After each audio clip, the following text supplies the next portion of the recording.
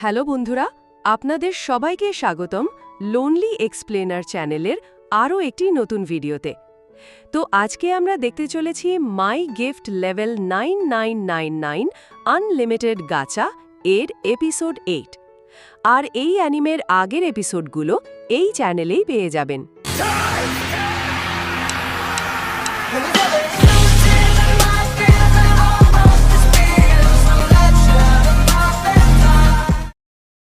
তো এই এপিসোডের শুরুতে আমরা দেখতে পাই সাশাকে, যে একটি ঘোড়া গাড়িতে বসে নিজের কাসেলের দিকে যাচ্ছিল। সে খুব খুশি ছিল, কারণ তার বিয়ে লর্ড মিখেলের সঙ্গে হতে চলেছে। তারা এগোতে থাকে, কিন্তু হঠাৎ ঘোড়াগাড়ি চালক ব্রেক লাগায়, কারণ তার সামনে একজন মানুষ চলে আসে, আর সে একজন দাস, যার সব মালপত্র মাটিতে পড়ে যায়। তখনই পিছন থেকে এক এলফ এসে ওই মানুষকে মারতে শুরু করে। এটা দেখে সাশা এবং বাকি এলফরা কোনো প্রতিক্রিয়া দেখায় না, কারণ তাদের কাছে মানুষ ছিল সবথেকে খারাপ, এবং এই দেশে মানুষদের কোনো মূল্য নেই। তখন সাশা ঘোড়াগাড়ির জানালা দিয়ে দেখতে পায় ভিড়ের মধ্যে একটি অদ্ভুত বাচ্চাকে। তার মনে হয় ওটা আর কেউ নয়, লাইট। এইটা বুঝতেই সে দ্রুত ঘোড়াগাড়ি থেকে নেমে লাইটকে খুঁজে বের করার জন্য ছুটে যায়। দৌড়াতে দৌড়াতে সে একটি গলি পর্যন্ত পৌঁছায়, কিন্তু সাশা সেখানে কাউকে পায় না। তার মনে হয় হয়তো সে ভুল দেখেছিল। পিছনে তাকাতেই সে দেয়ালে একটি চিঠি দেখতে পায়। চিঠিটি লাইটের। তাতে লেখা ছিল, আমার সঙ্গে টাওয়ারে দেখা করো। এই কথা পড়তেই সাশা ভয় পেয়ে যায়। সে বিশ্বাসই করতে পারে না যে লাইট এখনও বেঁচে আছে। সে ভাবে, যদি অন্যরা এটা জানতে পারে, তাহলে আমার আর লর্ড মিখেলের সঙ্গে বিয়েই হবে না, বরং তারা হয়তো আমাকে মেরে ফেলবে। এদিকে দূর থেকে লাইট এবং এলি সাশাকে গোপনে দেখছিল। সবকিছু তাদের প্ল্যান অনুযায়ী চলছে। তাদের লক্ষ্য একটাই, যেভাবে হোক সাশাকে শেষ করতে হবে। এলির তো সাশার ওপর ভয়ঙ্কর রাগ জমে গেছে, কারণ অতীতে সাশাই লাইটকে মারতে চেয়েছিল। এলি প্রতিজ্ঞা করে সে নিজের হাতে সাশাকে হত্যা করবে। তারপরের দৃশ্য আমরা দেখি হোয়াইট নাইটসের কাসেলে একটি মানুষ, যাকে দুই এলফ নির্দয়ভাবে নির্যাতন করছে। তাদের নাম নিয়া আর কিয়া। সেখানে সব হোয়াইট নাইট উপস্থিত, এবং তারা একটি মিটিং শুরু করে। সেখানে এক লুচ্চা এলফও আছে, সেও একজন হোয়াইট নাইট, তার নাম সেরাফেন্ট। আর লাল চুলওয়ালা লাইটের নাম মাস্টে। এছাড়াও কাসেলের প্রধান চিফও উপস্থিত ছিল। তখন সেরাফেন্ট চিফকে বলে, চিফ, আপনি কি জানেন সেই কাইডো এলফ মারা গেছে, এবং তাকে সবাই অ্যাডভেঞ্চারার কিলার নামেও জানত। সে বহু মানুষকে মেরেছে, তাই এখন আমাদেরই এই ব্যাপারটা দেখতে হবে। এদিকে নিয়া আর কিয়া সেই মানুষকে আরও মারতে থাকে। তখনই মাস্টে চিৎকার করে বলে, নিয়া, কিয়া, তোমরা কি করছো? এই মানুষকে দ্রুত শেষ করো। আর তোমরা তো জানো এই মানুষদের কোনো শক্তি নেই, তাই তাদেরকে নির্যাতন করে সময় নষ্ট করার দরকার নেই। এখন তাড়াতাড়ি মানুষকে মেরে ফেলো। কিন্তু নিয়া আর কিয়া মাস্টের কথা একদমই মানতে চায় না, এবং তারা পাল্টা তর্ক শুরু করে। তখনই আমরা দেখি হোয়াইট নাইটসের প্রধান চিফ প্রচণ্ড রেগে যায়। সে শুধু থামো বলে উঠতেই সবাই তার ম্যাজিক্যাল পাওয়ার অনুভব করে, আর সবাই ভয় পেয়ে যায়, তাই আর কেউ কোনো কথা বলতে পারে না। তখন চিফ আদেশ দেয়, সেরাফেন্ট, ওকে হত্যা করো। তখন সেরাফেন্ট সেই মানুষকে মেরে ফেলে। তারপর চিফ নিয়া আর কিয়াকে ওই জায়গা পরিষ্কার করতে বলে। এই সব দেখে সেরাফেন্টের সঙ্গে থাকা মেয়ে ভয় পেয়ে চলে যায়। তারপর এক সময় সেখানে উপস্থিত সব হোয়াইট নাইট চলে যায়, শুধু সেরাফেন্ট ছাড়া। তখন চিফ সেরাফেন্টকে বলে, সেরাফেন্ট, তুমি কি করছো? তুমি কোনো মানুষের এত কাছে যাবে না, কারণ মানুষ আবর্জনার থেকেও নিচু হয়। এটা শুনে সেরাফেন্ট হেসে বলে, কোনো সমস্যা নেই চিফ, আমি তো শুধু মানুষদের ব্যবহার করি, আর আপনার লাগলে আমি আপনাকেও একটা এনে দিতে পারি। চিফ বলে, না, আমার এসবের কোনো আগ্রহ নেই। তোমাকে আমি কাজ দিচ্ছি, তুমি কাইটো সম্পর্কে প্রতিটি তথ্য খুঁজে বের করো, তাও দ্রুত।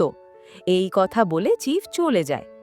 রাতে আমরা দেখি সাশা গভীর ঘুমে, কিন্তু হঠাৎই তার কাছের জঙ্গলের ভেতর থেকে একটি বিশাল টাওয়ার উদয় হয়। এটি এলির তৈরি টাওয়ার। সাশা বারান্দা থেকে এ দৃশ্য দেখে ভয় পেয়ে যায়। তার লাইটের রেখে যাওয়া চিঠির কথাও মনে পড়ে। সে ভাবে লাইট কি সত্যিই বেঁচে আছে। এরপর আমরা দেখি এক এলফ একটি ক্যারেজে মানুষের বাচ্চাদের দাস বানিয়ে কাসেলের দিকে যাচ্ছিল, কিন্তু জঙ্গলের কাছে পৌঁছাতেই সে এক ভয়ঙ্কর মনস্টার দেখতে পায়। মনস্টার দেখে এলফটি ভয়ে দৌড়ে অ্যাডভেঞ্চার গিল্ডে ফিরে যায় এবং সব এলফ অ্যাডভেঞ্চারদের এই মনস্টারের খবর জানায়। গিল্ডে তখনই নতুন একটি কোয়েস্ট দেয়, যে কেউ জঙ্গলের পাশের রহস্যময় টাওয়ার সম্পর্কে তথ্য আনবে সে বড় পুরস্কার পাবে। সব অ্যাডভেঞ্চারই এতে আগ্রহী হয়ে ওঠে। লাইটের টিমও পরিকল্পনা মাফিক টাওয়ারে পৌঁছায়, কারণ তাদের লেভেল বাড়ানোরও দরকার ছিল। টাওয়ারের খবর এখন পুরো এলফ সমাজে ছড়িয়ে পড়ে, তাই সবাই দ্রুত টাওয়ারে তথ্য সংগ্রহ করতে রওনা হয়। এক এলফের পার্টি জঙ্গলের দিকে এগোচ্ছিল। তাদের উদ্দেশ্য ছিল যেভাবেই হোক টাওয়ারে পৌঁছানো। জঙ্গলে যেহেতু অনেক ভয়ঙ্কর মনস্টার আছে, তাই তারা চারা হিসেবে একটি মেয়ে দাসীকে সামনে ঠেলে দেয়। কিন্তু হঠাৎ পেছন থেকে একটি বিশাল মনস্টার আক্রমণ করে এবং এক এলফকে সরাসরি গিলে ফেলে। বাকিরা আতঙ্কে পালাতে শুরু করে, কিন্তু মনস্টার তাদের ওপরেও আক্রমণ করে এবং সবাইকে মেরে ফেলে। কিন্তু মনস্টার মেয়েটির ক্ষতি না করেই চলে যায়। ঠিক তখন কিছু অদ্ভুত রকস্টার স্টাইলের লোক সেখানে আসে এবং তারা মেয়েটির ওপর হিলিং পোশন ঢালে। এটা দেখে মেয়েটি অবাক হয়ে যায়, কারণ জীবনে এই প্রথম কেউ তাকে সাহায্য করল। পরে গিয়ে আমরা জানতে পারি ওই রকস্টার লোকগুলো আর কেউ নয়, আয়োকির লোক। কারণ আয়োকি যে কোনো বিস্টকে টেম করতে পারে এবং তাদের আদেশও দিতে পারে। এরপর আমরা দেখি এলি এবং আয়োকি টাওয়ারের ওপরে আরাম করছিল। তখন এলি আয়োকিকে বলে, তোমার মিশন কেমন চলছে, আর মনস্টারগুলোকে কন্ট্রোল করতে তোমার কি কষ্ট হচ্ছে? এটা শুনে আয়োকি বলে না, কিন্তু এলির বিশ্বাস হয় না। এটা দেখে আয়োকি রেগে বলে, তুমি একটু বেশি চিন্তা করছো। এলি বলে, তাহলে তুমি কি চাও আমরা শুধু লাইটের পুতুল হয়ে থাকি? এটা শুনে আয়োকি বলে, তুমি কি সত্যিই লর্ড লাইটকে সন্দেহ করছো? এলি বলে, না না, আমার কথার এই মানে ছিল না। কিন্তু আয়োকি বুঝে যায় এলি আসলে কি ভাবছে। সে বলে, যেই আমার মাস্টারকে সন্দেহ করবে আমি তাকে যেভাবেই হোক মেরে ফেলব।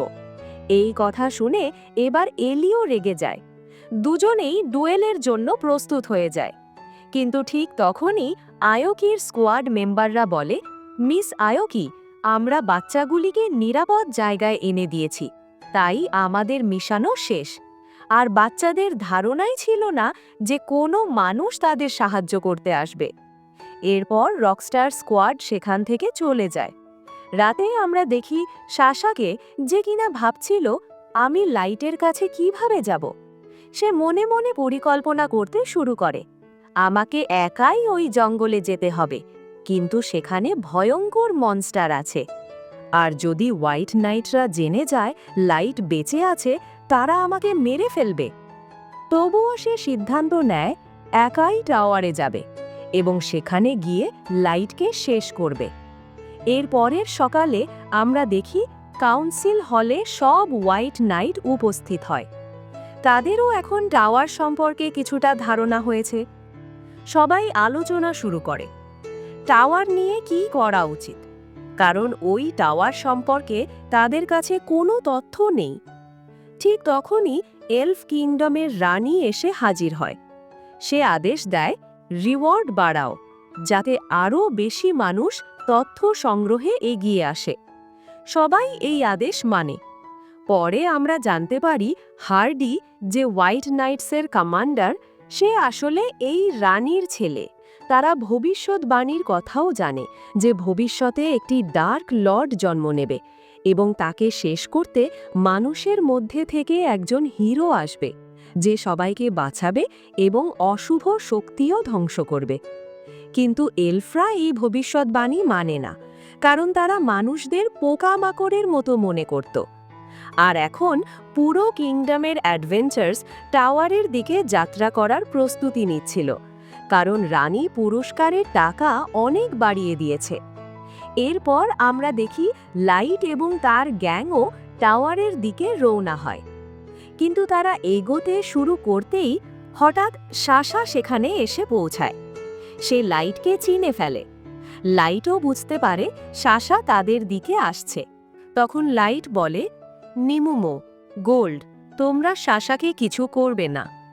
সাশা লাইটের কাছে এসে বলে, তাড়াতাড়ি তোমার মুখ দেখাও।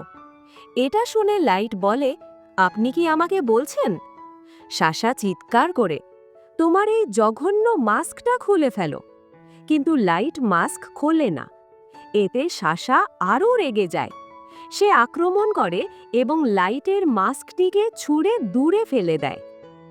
আর এখন এর নেক্সট এপিসোড দেখার জন্য তাড়াতাড়ি এই চ্যানেলকে সাবস্ক্রাইব করে তার পাশে থাকা বেল আইকন ক্লিক করে অল নোটিফিকেশন সিলেক্ট করে দিয়েন, যাতে এর নেক্সট এপিসোড আপলোড দেওয়ার সাথে সাথে আপনাদের কাছে নোটিফিকেশন চলে যায়। তো টেক কেয়ার অ্যান্ড আল্লাহ হাফেজ গাইজ।